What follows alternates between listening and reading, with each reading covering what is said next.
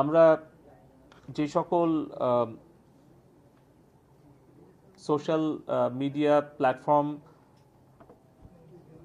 কিছুটা সময়ের জন্য আমরা আসলে সাময়িকভাবে আমরা তাদের কর্মকাণ্ড পরিচালনার ব্যাপারে কিছু বিধি নিষেধ আরোপ করেছিলাম বাংলাদেশ টেলিকম রেগুলেটরি কমিশনের পক্ষ থেকে।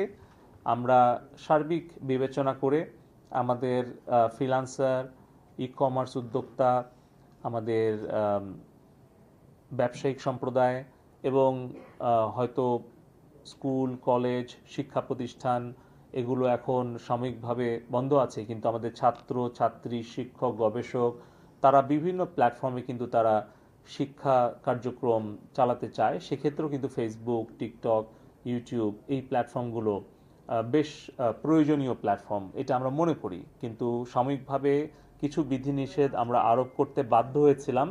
তবে আমি আনুষ্ঠানিকভাবে আজকে আপনাদেরকে জানাতে চাচ্ছি যে আজকে আমরা সেই বিধিনিষেধ আমরা প্রত্যাহার করে নিচ্ছি এবং বাংলাদেশে আমাদের সাইবার স্পেসে আমরা ফেসবুক, টিকটক এবং ইউটিউবের কার্যক্রম পরিচালনা করতে আর কোনো আমরা বাধা রাখছি না। এটা সম্পূর্ণভাবে সবগুলো অ্যাপ্লিকেশন আমরা ওপেন করে দিচ্ছি।